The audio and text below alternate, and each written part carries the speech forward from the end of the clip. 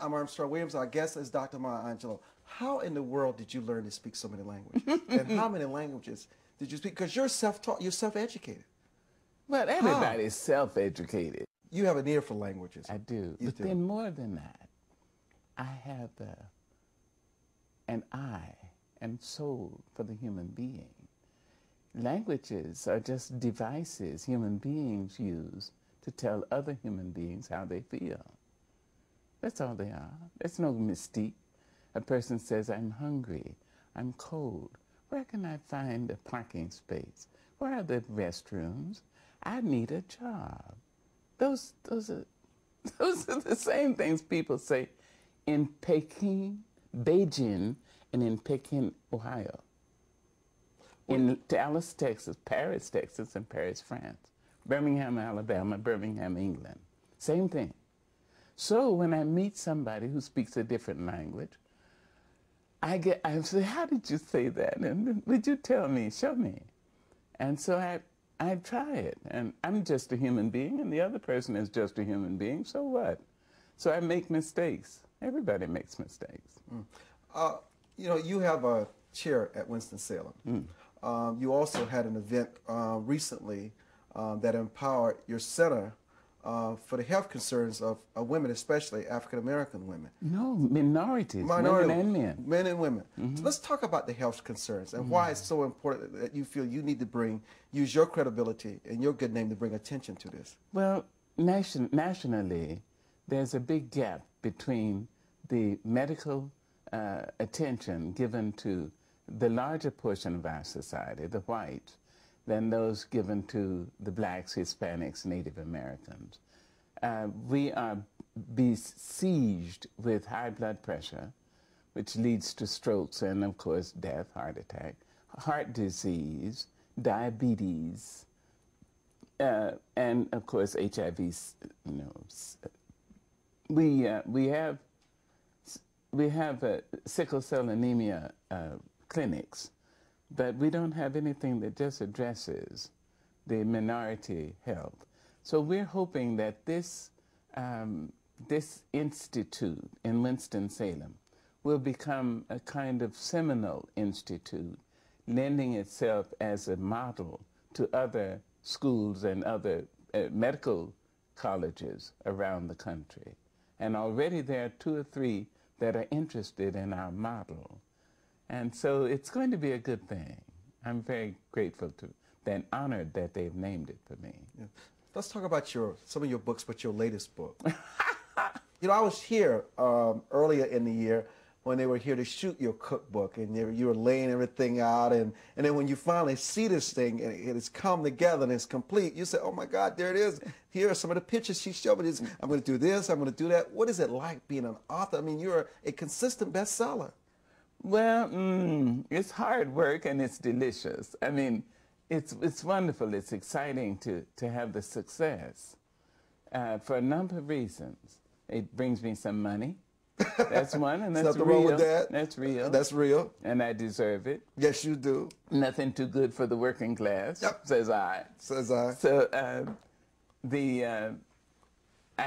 like as well the fact that things I think, my thoughts, my dreams, my ideas, are in people's hands.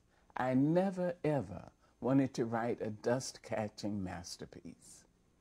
I want my books in people's hands, in their minds, talking about them. I want my ideas in their conversation. They can use my ideas or use them to build better ideas. You see, but at least they have come to me, and I have given them away. And that's the best thing I can do as a child of God.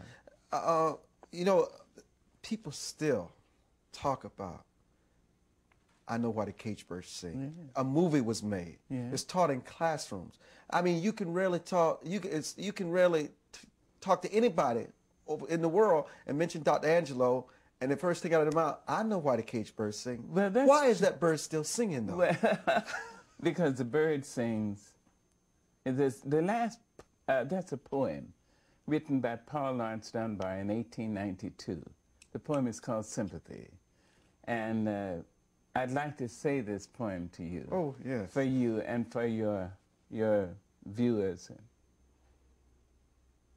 I know what the caged bird feels, Ami, when the sun is bright on the upland slopes, when the wind blows soft through the springing grass, and the river floats like a sheet of glass, when the first bird sings, and the first bud opes, and the faint perfume from its chalice steals. I know what the caged bird feels. I know why the caged bird beats its wing till its blood is red on the cruel bars, for it must fly back to its perch and cling when it fain would be on the bough a swing. And the blood still throbs in the old, old scars.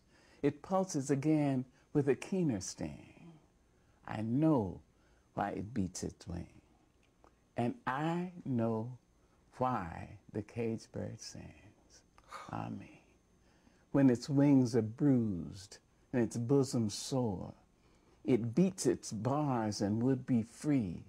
It's not a carol of joy or glee, but a prayer that it sends from its heart's deep core, but a plea that upward to heaven it flings.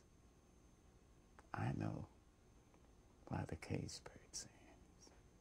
Beautiful, beautiful. You know, in our closing moments, I remember you lost your mother, you lost your grandmother, you lost many people that are close to you.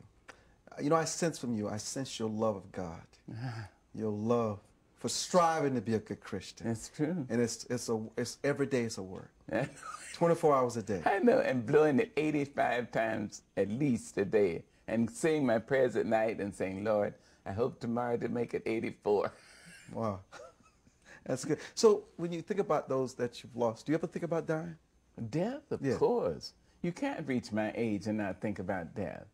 Alas, it intrudes itself. I mean, I get out of the shower and stand in front of the mirror. That which used to stand out like this, Yes. So I see my body respond and submit to time. What will not submit is my spirit. My spirit will not. And so in time, no matter what I do, something will take me away from here, and I know that. But what I will do, and I pray to do, is give my spirit back to God as clean as I can. Thank you, Dr. Angelou. Thank you so much. This has been we thank you so much for this quality time. Thank you. We thank you for sharing your voice and your vision and your work with the world. And it's just a pleasure being in your home in Winston-Salem, North Carolina. Thank you. On behalf of all of us on TV One's On Point, and on behalf of the production crew that put this together, and Jay Feldman and Aideen King, we want to thank you so much for joining us for this special edition. You asked for her, you got more than what you asked for. I must tell you, and I'm just honored to have been the servant to come here and be a part of this interview. I'm just so honored to be in her presence. God bless you. God bless we you. wish you well, and good day from TV One's On Point.